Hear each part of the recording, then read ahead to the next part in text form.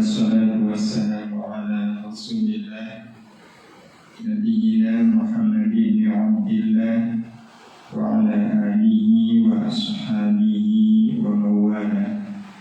La hawla wa la quwwata illa billah, amma ba'd. Ibu majelis salimah yang dirahmati Allah, masih dalam suasana Idul Fitri. Taqabbalallahu minna wa minkum. Mudah-mudahan Allah menerima semua amal ibadah, amal salih, amal baik yang kita lakukan di bulan Ramadan kemarin. Wa ja'alana Allah wa iyyakum minal 'abidin wal faizin. Dan Allah menjadikan kita termasuk orang-orang yang kembali bersih, kembali menjadi ahli syukur, kembali menjadi hamba Allah, kembali menjadi ahli jannah. Dan mudah-mudahan Allah terus jaga kebaikan kita, kullu 'amin wa antum bi khair, dari waktu ke waktu, dari tahun ke tahun, sampai akhir hayat kita nanti. Mudah-mudahan kita semua wafat dalam keadaan husnul khatimah. Amin ya Allah ya Rabbal alamin. Ibu yang dirahmati Allah Subhanahu wa taala, siang ini kita ingin bahas tema tentang bagaimana kita menikmati hidup berkah pasca Ramadan. Sebenarnya ini keniscayaan. Kenapa? Karena Ramadan itu bulan menanam pohon-pohon kebaikan yang buahnya namanya adalah berkah. Sehingga akhir Ramadan kemarin kita semua sebenarnya panen berkah. Soal panen berkah ini pada akhirnya satu dengan lain orang berbeda. Ada orang yang panen berkahnya di akhir Ramadan, ada yang panennya 1 kilo, 10 kilo. Tapi bisa jadi ada yang panennya sampai 10 ton, bahkan 100 ton. Kira-kira ibu panen berkahnya berapa? Kalau ada orang nanam padi, pas panen dapat 1 kilogram padi. Kalau 1 kilogram padi digiling jadi beras, mungkin tinggal setengah kilo. Kalau setengah kilo itu tahan berapa lama habis itu? 10 hari sudah habis. Tapi kalau ada petani nanam padi panen sampai 100 ton, insya Allah kebutuhan 1 tahun cukup. Sampai ketemu musim tanam tahun depan, ketemu Ramadan. Hal yang sama dengan Ramadan kemarin. Semua kita sebenarnya panen berkah.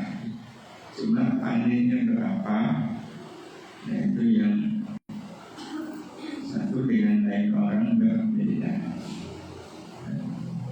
Hidup berkah, apa sih yang dimaksudkan dengan hidup berkah itu?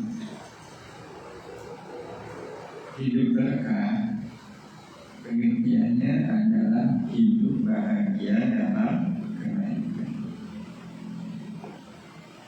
Ini yang namanya hidup berkah.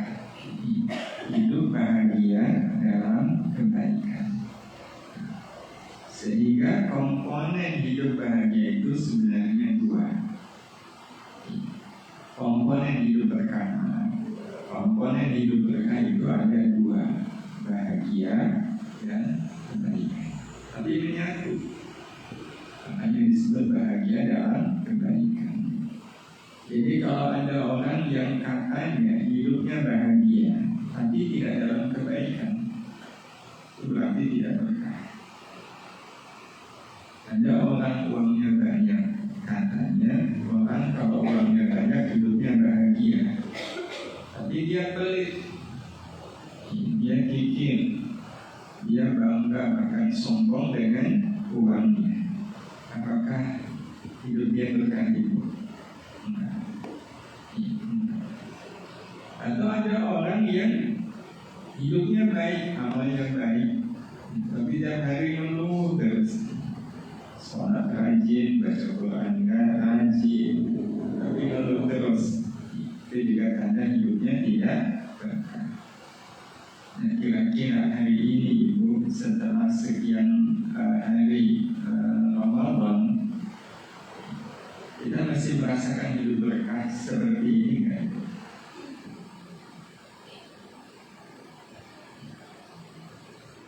Sabar itu amal baik bukan? Waktu Ibu sabar, itu rasanya bahagia atau nahan?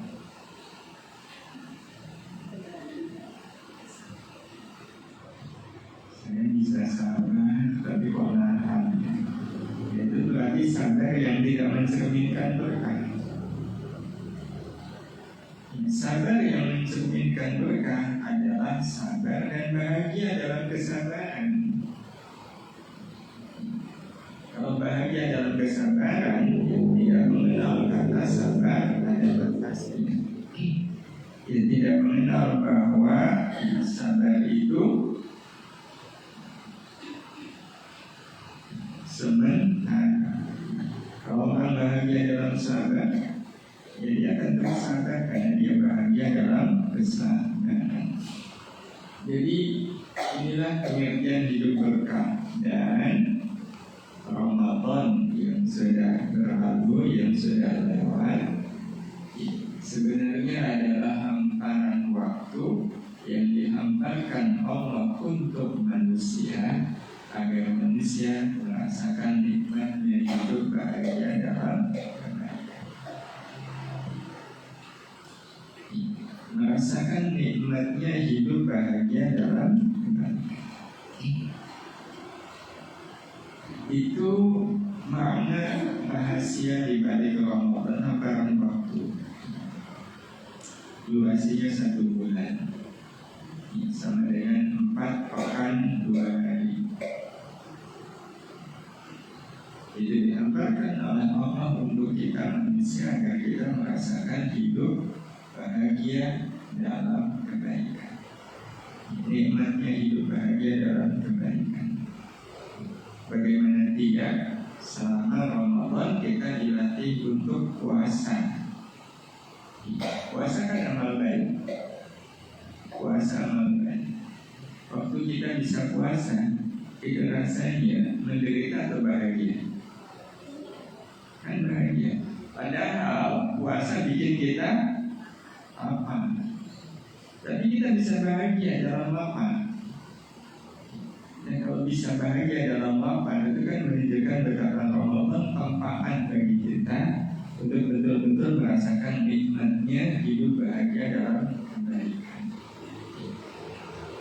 Karena itu bisa jadi ini cara orang-orang zaman dahulu ngetes apakah Ramadan kita berhasil atau tidak. Apakah kita betul-betul menjadi orang yang merasakan nikmatnya hidup bahagia dalam kebaikan? Kita dites lewat apa? Khususnya kebiasaan kita orang Indonesia. Ramadan berakhir dengan Idul Fitri. Idul Fitri itu kesempatan bagi kita untuk apa itu? Saling memaafkan. Saling memaafkan.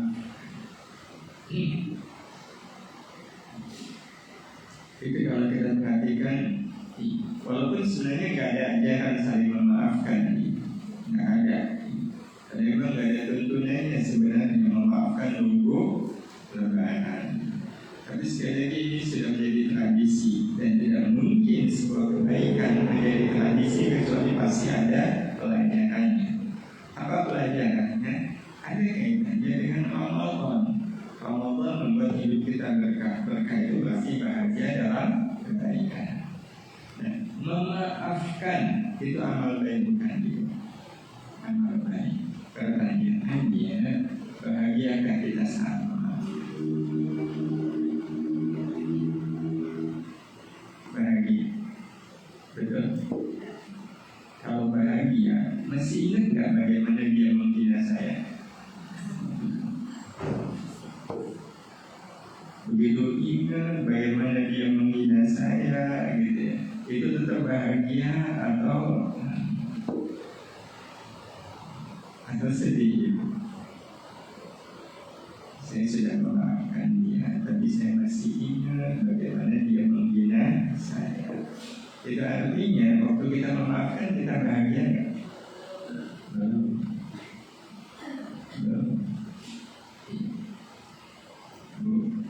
Kalaulah ada tradisi halal bihalal, dan sedangkan selesai halal bihalal, maka ada ikrar syawalan juga kan?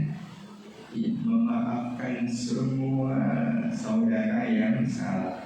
Nah, waktu kita mengatakan saya maafkan kesalahan semua orang, itu betul-betul semua orang ada pengecualian.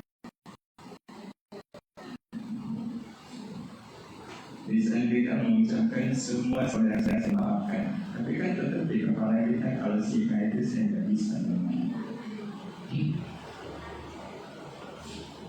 Apalagi kalau setelah selesai syawalan salam-salaman keliling, pas ketemu dengan orang yang suka nyakiti kita, itu tetap salaman atau melipir menghina? Kalaupun salaman, salamannya betul-betul memaafkan atau cuma kandung terlanjur? Aduh, kalau nggak mau salaman kok ketahuan salaman, kok rasanya saya nggak bisa memaafkan dia. Maka ibu yang dirahmati Allah, ini betul-betul pertanyaan yang harus kita jawab. Kira-kira kalau kita bisa memaafkan bahagia nggak?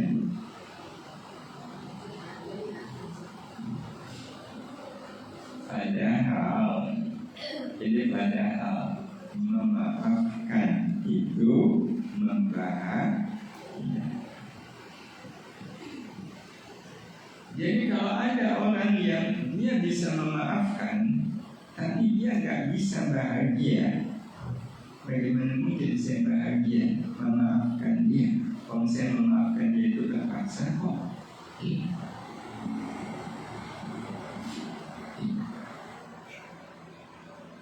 Itu berarti sebenarnya dia belum memaafkan. Jadi memaafkan itu membahagiakan. Kita coba telusuri kenapa memaafkan itu membahagiakan. Ibu yang dirahmati Allah Subhanahu wa Ta'ala, memaafkan itu kan membebaskan diri dari segala belenggu yang membuat hidup kita tidak bahagia. Betul. Ketika kita dihina orang, rasanya kita sakit. Betul. Waktu kita merasa tersakiti, itu kita bahagia nggak hidup? Kan nggak bahagia karena merasa tersakiti. Terus kita memaafkan orang yang menyakiti kita. Kita memaafkan. Dan kalau kita memaafkan, berarti tersakitinya masih ada nggak? Nggak ada harusnya. Tapi kok masih ada ya? Kenapa? Kenapa?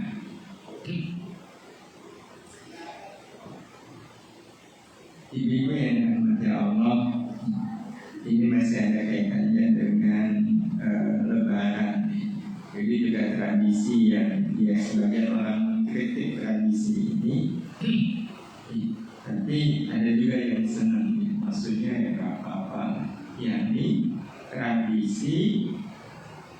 ketemu ibu, ketemu ponakan gitu. Apalagi yang masih kecil, lebaran begini, ibu ngasih apa? Dan ketika si ponakan dikasih amplop, kelihatan dia senang, ibu rasanya sedih atau ikut bahagia? Ya Allah, padahal cuma 5.000. Tapi dia kelihatan senang sekali. Kita yang ngasih uang ke dia kan jadi ikut senang. Betul ibu? Nah kalau betul, ini kan THR buat anak-anak. Kalau THR buat yang sudah dewasa, namanya apa? Memaafkan. Sebenarnya arti memaafkan itu apa ibu? Memberi. Memaafkan itu kan artinya memberi maaf. Memberi maaf untuk siapa? Untuk orang yang membutuhkan. Anak-anak kita pasti kalau lebaran butuh THR. Makanya kalau budenya, bulenya ngasih THR, pasti mereka senang. Tapi kalau budenya datang nggak ngasih THR, itu si anak-anak senang nggak? Enggak.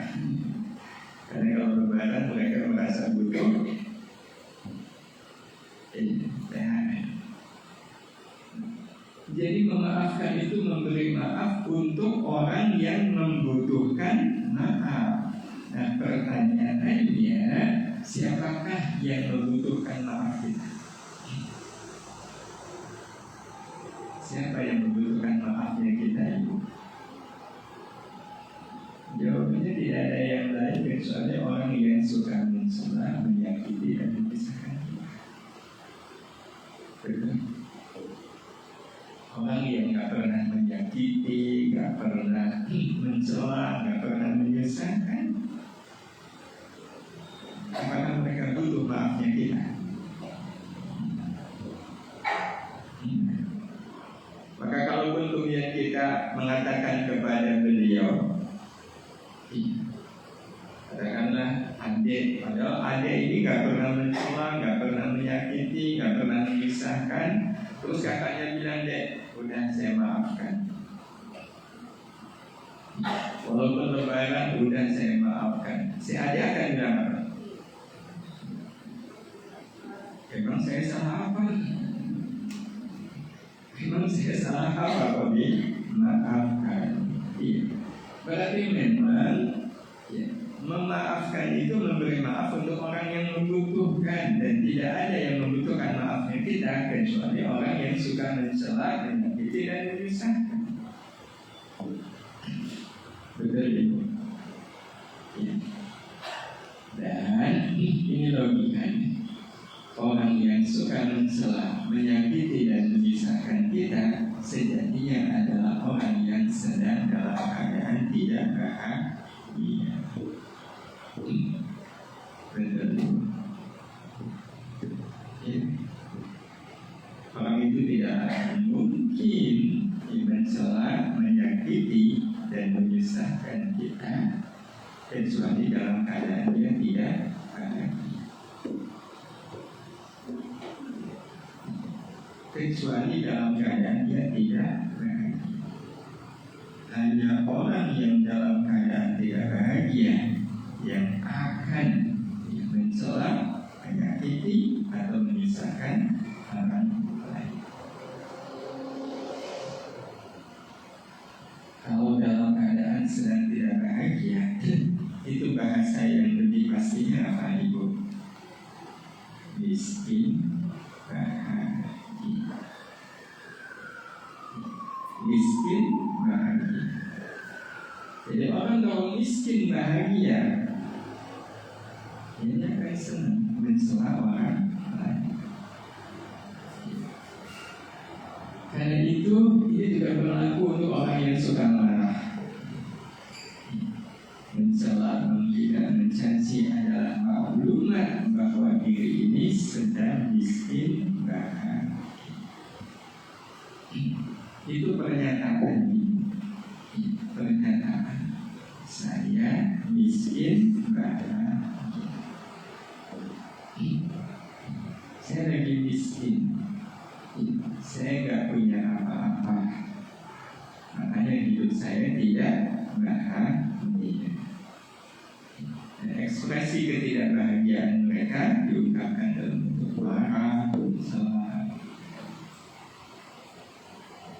Itu kalau kita memahami apa sebenarnya yang terjadi di balik orang yang marah, mencela, mencaci dan sejenis. Atas dasar apapun. Bisa jadi beliau seorang penceramah. Dia kemudian mencela orang yang tidak satu mazhab dengan dia. Sebenarnya kesimpulannya sederhana, dia lagi tidak bahagia. Cuma kesannya kalau mencela atas nama agama itu kayak terhormat. Padahal agama tidak pernah mengajarkan kepada kita untuk mencela orang. Jadi itu hanya orang yang miskin bahagia yang senang mencela dan menyakiti sesama. Nah, pertanyaannya sekarang ibu, kalau ibu disakiti, ibu merasa tersakiti?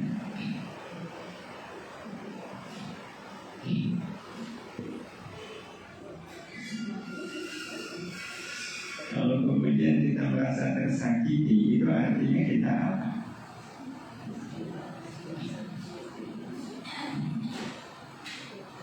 Padahal logikanya, kalau seandainya ibu orang yang kaya-kaya, punya uang 10 miliar, terus ibu didatangi oleh orang miskin, dan ibu tahu beliau ini miskin, apalagi beliau menyampaikan ibu saya orang miskin. Udah penampilannya jelas miskin, kemudian dia juga mengatakan ibu saya orang miskin. Pertanyaannya, apakah gara-gara ibu didatangi oleh orang miskin dan beliau juga mengatakan saya orang miskin yang minta dibantu, apakah mendadak ibu jadi orang miskin? Enggak, ibu tetap orang.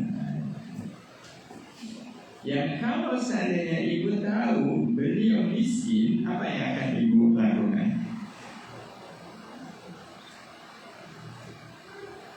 Ngasih uang kepada beliau. Yang kalau seandainya ibu ngasih uang 1 juta ke beliau, apakah uang 1 juta itu akan mengurangi kebahagiaan ibu punya uang 10 miliar? Iya. Ibu nggak akan kemudian berubahnya menjadi orang miskin kan? Gara-gara ngasih uang 1 juta. Iya. Sementara ibu punya uang 10 miliar, tapi orang miskin yang dikasih uang 1 juta oleh ibu merasa mendadak menjadi orang kaya. Jadi memang betul hanya orang miskin bahagia yang mencela dan menyakiti sesama. Kalau orang yang bahagia, orang yang kaya bahagia, tidak akan senang mencela dan menyakiti sesama. Nah, orang yang betul-betul kaya bahagia, dia tidak akan senang mencela apalagi menyakiti sesamanya. Orang yang kaya bahagia hanya ingin membahagiakan sesamanya, hanya ingin membahagiakan sesama. Sepakat ibu?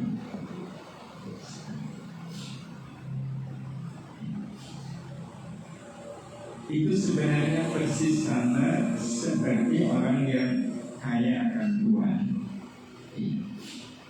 Seperti orang yang kaya akan uang. Saya mungkin pernah menyampaikan logika ini. Ibu punya uang 10 miliar dan ibu orang baik. Kalau ibu orang baik,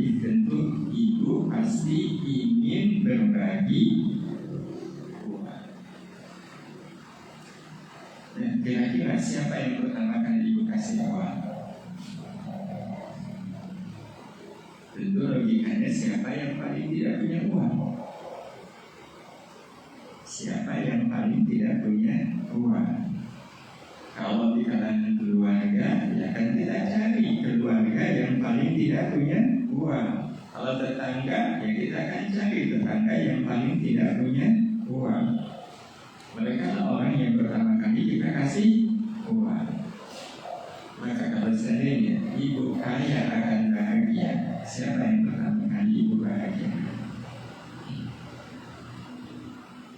Siapa ibu? Orang yang pertama kali ibu bahagiakan adalah orang yang hidupnya tidak bahagia. Betul? Orang yang hidupnya tidak bahagia. Pertanyaannya, siapakah orangnya yang hidupnya tidak bahagia? Bukankah orang yang suka mencela? Orang yang menyakiti ibu, mencela ibu, mereka adalah orang yang hidupnya tidak bahagia. Berarti kalau betul ibu ayah bahagia, siapa yang pertama kali ibu bahagia? Orang yang mencela ibu, orang yang menyakiti ibu. Betul? Betul? Sanggup?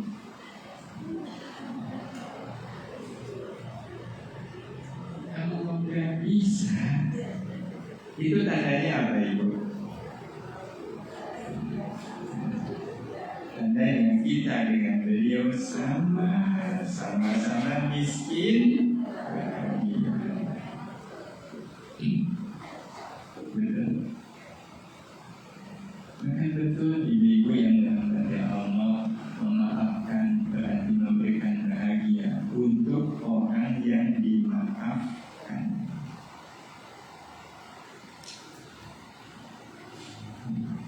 Memberikan bahagia untuk orang yang dimaafkan.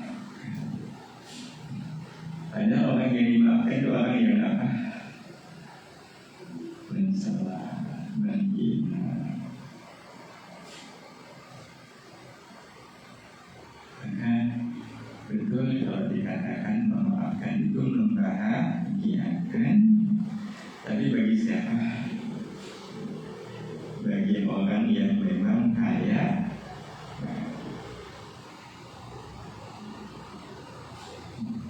Berarti kita ini termasuk orang yang kaya bahagia atau miskin bahagia?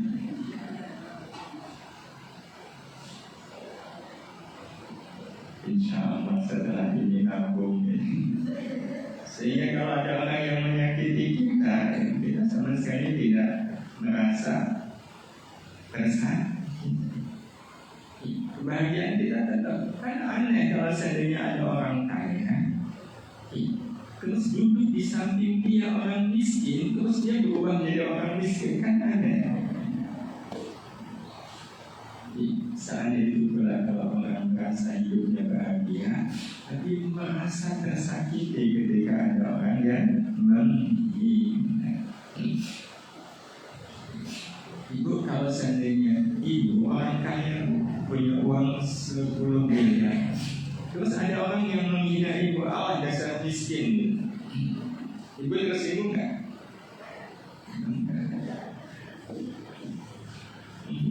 Ya Allah, ini orang kasihan sekali sampai nggak bisa membedakan mana kaya dan miskin. Yang tersinggung disebut dasar miskin itu siapa? Orang kalau miskin terus dibilang dasar miskin kan ya kalau kalau seandainya ada orang dihina, dia tersakiti, tandanya dia memang orang yang sedang sakit. Kalau lagi sakit, disakiti kan dia tambah sakit. Jadi ibu yang dirahmati Allah Subhanahu wa Ta'ala. Jadi memaafkan itu sebenarnya harusnya menjadi tamparan bagi kita. saling memaafkan setelah Idul Fitri itu sebenarnya menjadi pelajaran yang berharga bagi kita. Itu bukan cuma sekedar seremonial. Orang-orang dulu yang mungkin merintisnya pasti punya maksud ya. Kenapa gitu? Ada tradisi saling memaafkan itu untuk menunjukkan apakah Allah mampu membuat kita menjadi orang yang bahagia dalam kebaikan. Termasuk bahagia waktu memaafkan. Karena itu kata maaf sangat membahagiakan orang yang dimaafkan, betul? Ibu kalau habis menghina orang, harusnya ibu dituntut ke pengadilan. Tapi kemudian orang-orang bilang, wah ibu bakalan masuk pengadilan nih. Tapi orang yang dihina memaafkan, ibu bahagia enggak? Bahagia. Dan menambahkan kebahagiaan untuk yang memaafkan. Makanya kebahagiaan orang kaya adalah ketika sedekah. Padahal sedekah itu mengurangi. Maka orang yang bahagia, kaya bahagia,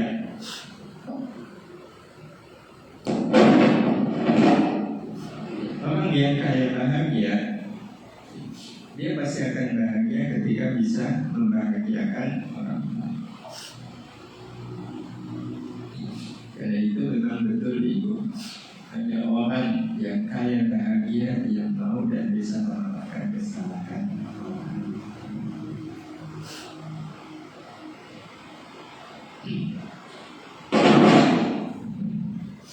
Ya, karena itu sebenarnya kita nggak mengenal kata apa itu.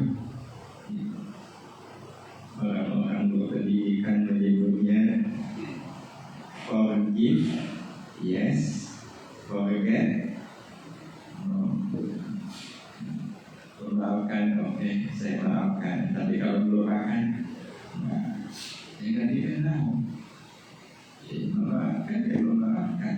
Karena itu menjadi kebahagiaan tersendiri bagi orang yang memang kaya akan bahagia. Jadi orang yang kaya bahagia, ini dia yang Allah pasti senang berbagi kebahagiaan. Dan salah satunya berbagi kebahagiaan dengan orang yang menyakiti. Dan cara berbagi kebahagiaan dengan orang-orang yang menyakiti kita adalah dengan memberi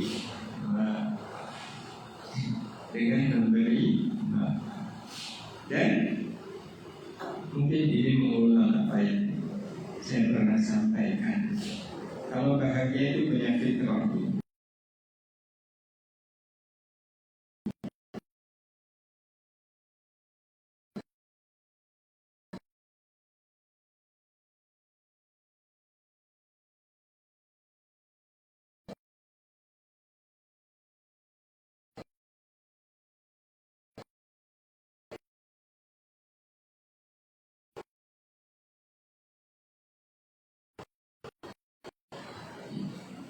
Bahagia itu penyakit kronis. Sekaligus ini menjadi. Kalau sampai ada orang yang bisa bahagia sendirian, itu bahagia yang aneh, sekaligus mencuri. Kenapa aneh? Kenapa mencurigakan? Ya, sebab orang kalau bahagia itu ekspresinya senyum atau malu? Senyum. Ibu bisa bayangkan kalau ada orang dari tadi senyum sendirian. Ibu curiga kan? Ya, minimalkan dulu satu orang lagi untuk membuat senyum kita betul-betul senyum yang tidak perlu dicuri. Maka memang betul bahagia itu nggak bisa dinikmati sendiri.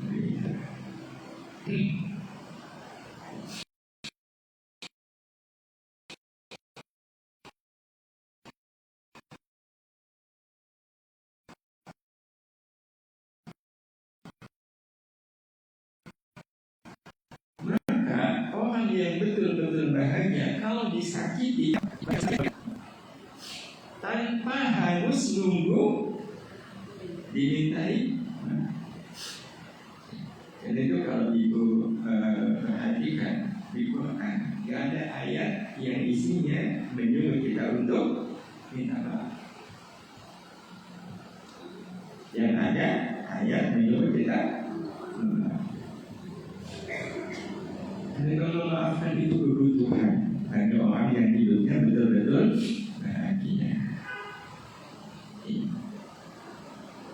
Kalaupun seandainya ada orang berbuat salah, hari ini berbuat salah, terus orang itu datang minta maaf, hari ini berbuat salah, sorenya datang, ibu maaf, siang tadi saya berbuat salah kepada ibu. Ya, minta maaf ya bu. Apa kata ibu? Sudah saya maafkan. Kapan ibu memaafkan saya kemarin? Dia bingung ya bu. Loh, saya kan berbuat salahnya tadi siang. Kok ibu memaafkan saya kemarin? Jadi saya sudah menyiapkan maaf sejak kemarin. Sejak kemarin lagi untuk siapapun yang berbuat salah kepada kita. Ibu, ciri orang kaya kalau ada yang minta uang, ciri orang kaya itu ngambil uangnya gampang atau sulit? Gampang.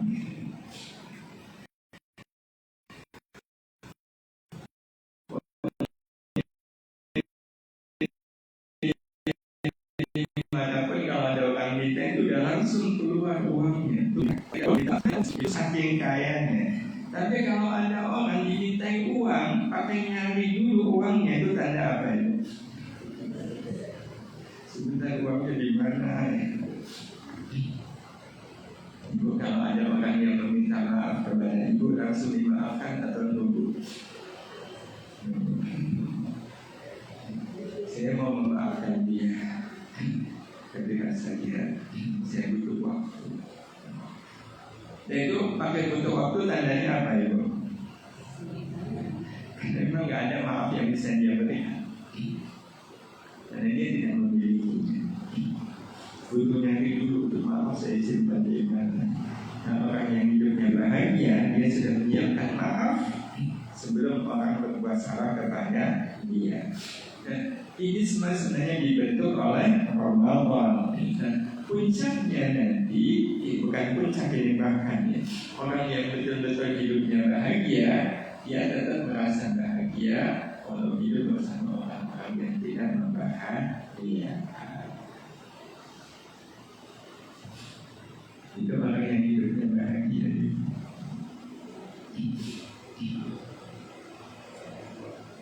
Dia tetap merasa bahagia walau hidup bersama orang-orang yang tidak membahagiakan. Satu daerah miskin semua, satu desa. Ada satu orang yang kaya. Apakah gara-gara tinggal di daerah yang semuanya miskin kemudian dia berubah jadi orang miskin? Maka orang yang bahagia tetap bahagia kalau tinggal bersama orang yang tidak membahagiakan.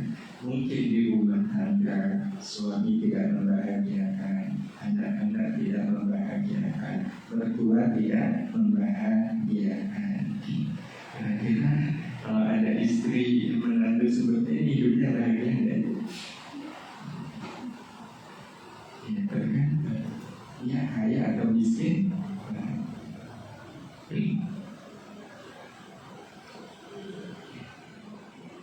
Dia akan tetap menampakkan kebaikannya kepada orang-orang yang tidak membahagiakan itu. Karena itu pada akhirnya inilah puncak kebahagiaan. Pada saat kita memutuskan untuk tetap membahagiakan siapapun yang ada kehadirannya, tidak membuat hidup kita bahagia. Ini orang yang sedang berada di puncak kebahagiaan, memutuskan untuk tetap membahagiakan suami yang tidak membahagiakan mertua yang tidak menyenangkan, membahagiakan tetangga yang tiap hari menjengkelkan. Itu orang yang hidupnya betul-betul bahagia.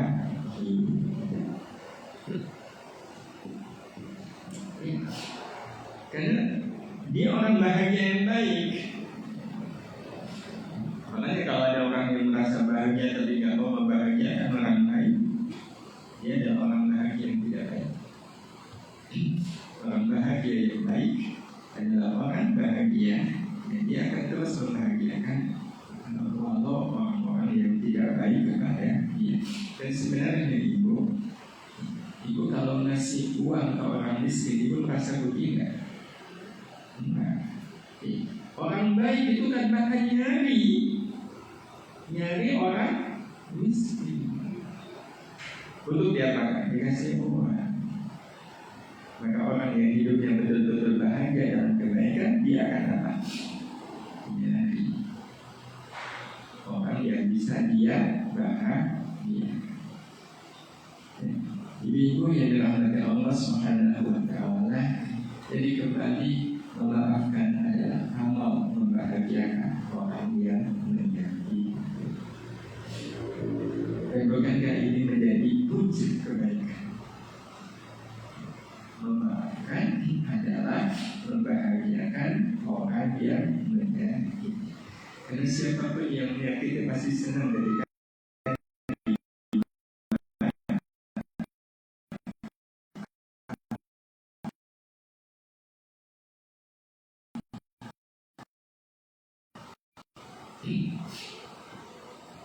makanya orang yang menghina lewat medsos ini akan apa? Ya, dia kirim dia video minta ini. Karena sebenarnya maaf itu dibutuhkan untuk orang-orang yang menyakiti. Pemaaf adalah orang yang kaya.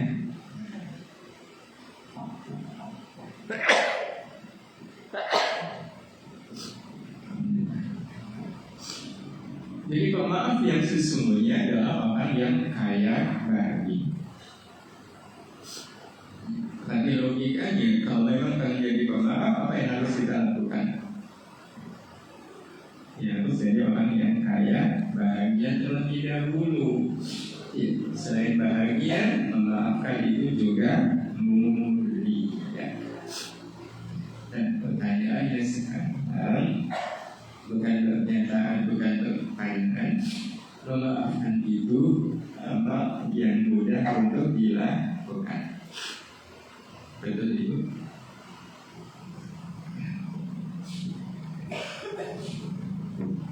Mudah atau sulit?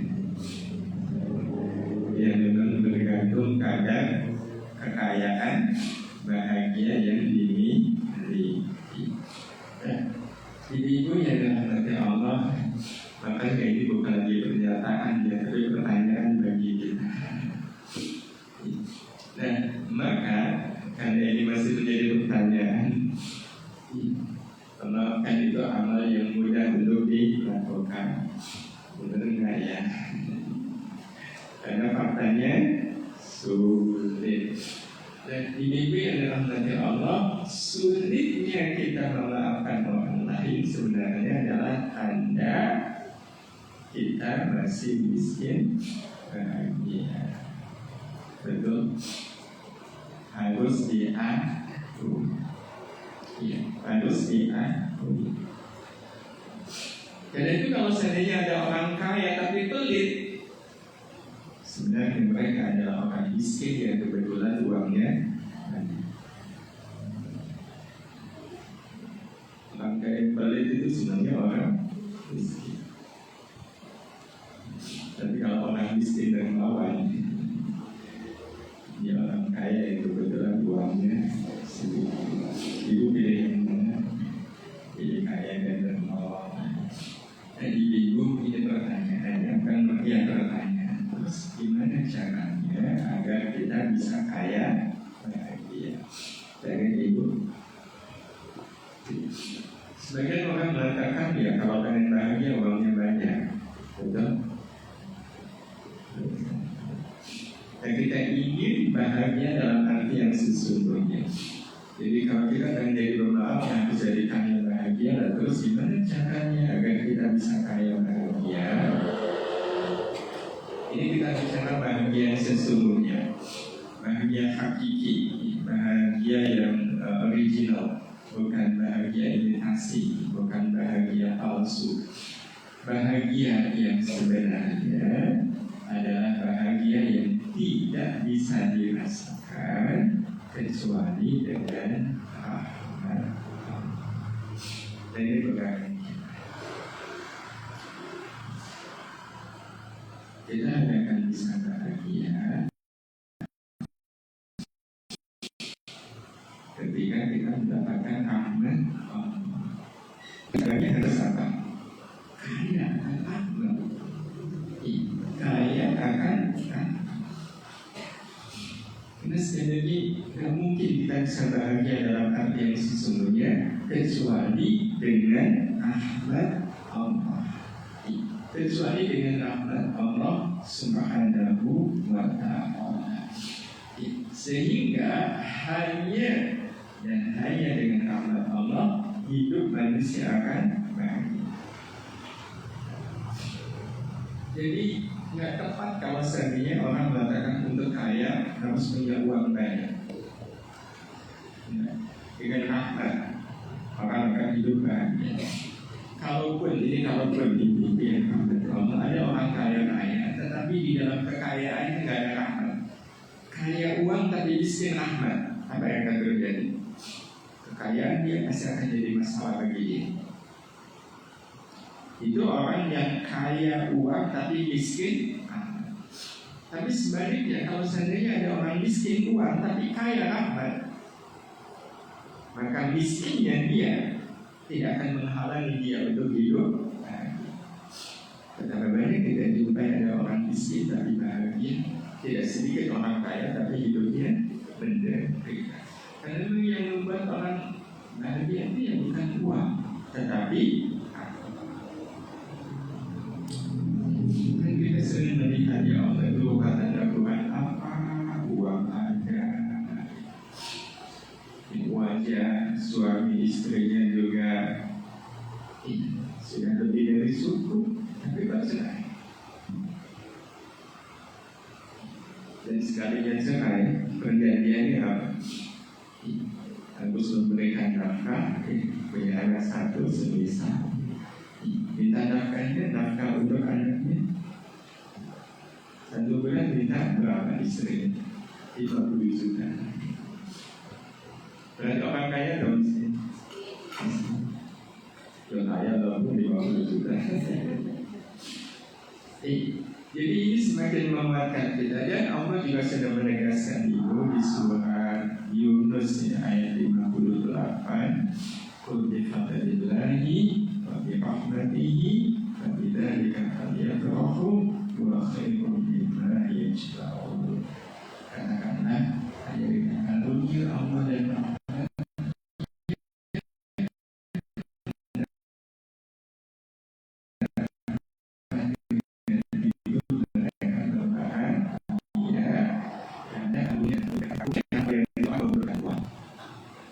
mengumpulkan jabatan, mengumpulkan kehormatan.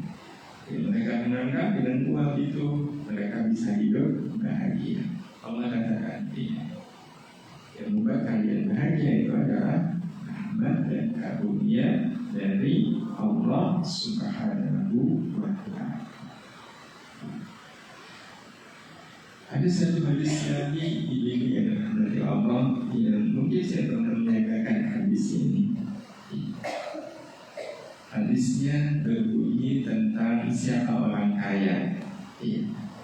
Rasul mengatakan laisal ghina wal kafratil awal.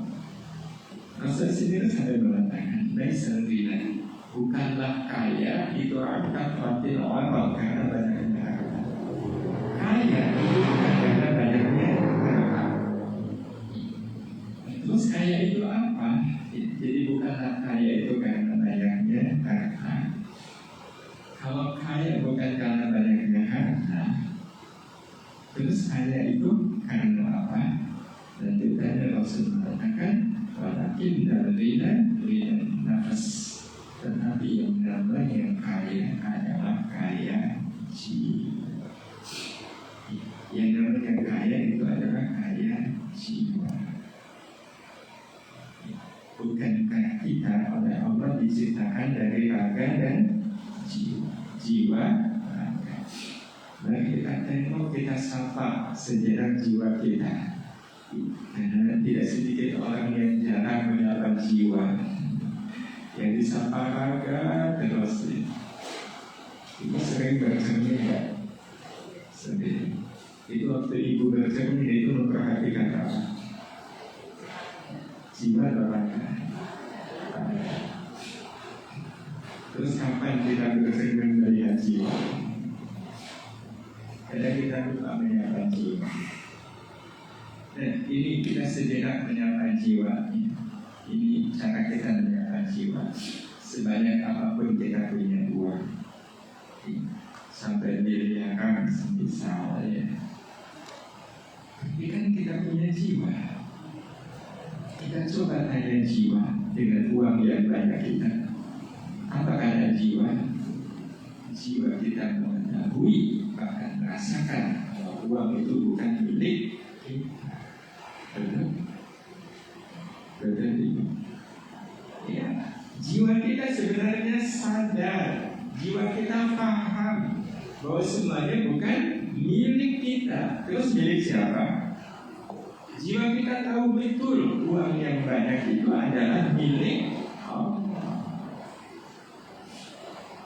bukan milik saya. Walaupun ada di tangan saya, tapi ini bukan milik saya, tapi milik Allah. Dan Ibu, kalau kita sadar betul ini uang yang bukan milik saya, kira-kira walaupun kita punya uang banyak, sikap kita gimana Ibu? Itu kita bisa belajar dari saudara-saudara kita yang bekerja di pabrik uang. Mereka suka menghitung uang, bahkan sampai bertumpuk-tumpuk seperti ini. Tapi sikap mereka terhadap uang yang banyak ini bangga nggak Ibu? Sampai dorong uang seperti ini, mereka bangga nggak? Enggak, sombong nggak? Ada mereka dorong uang. Sikap mereka biasa. Kenapa biasa? Ini bukan duit. Gak ada cerita mereka sombong. Betul. Maka kalau kita betul-betul tahu bahwa kita punya jiwa, sebanyak apapun uang itu bukan dari saya, wajah secantik apapun bukan saya yang membuat jasa, kedudukan setinggi apapun bukan saya yang meninggikan kedudukan. Inilah kalau orang yang betul-betul kaya jiwa, walakin rinan nafas. Nah ini dia persoalannya. Ibu sudah kaya jiwa belum? Nah kalau sudah kaya jiwa, kan pertanyaannya jiwa itu kaya karena apa? Selama ini orang yang kaya karena uangnya banyak. Itu kan kaya dalam versi raga. Tapi kalau Rasul mengatakan kaya itu kaya jiwa, dan jiwa kita akan kaya karena apa? Karena rahmat Allah. Jiwa kita hanya akan bisa kaya dengan rahmat Allah. Dengan rahmat Allah.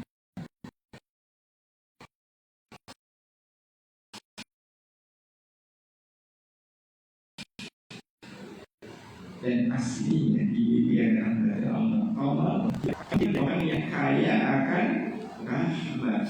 Karena memang dibiarkan dari rahmat dari Allah, jiwa manusia hanya bisa kaya dengan rahmat Allah Subhanahu wa ta'ala.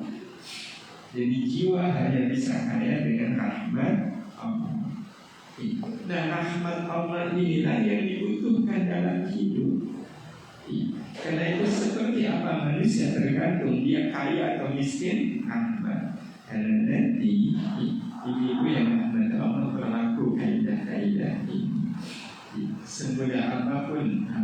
melainkan menjadi sulit dilakukan oleh orang yang jiwanya miskin dari rahmat Allah.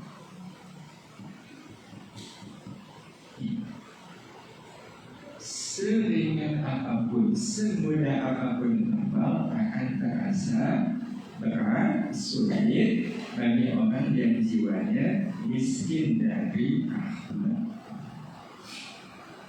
Jadi ini menjadi sebuah kepastian.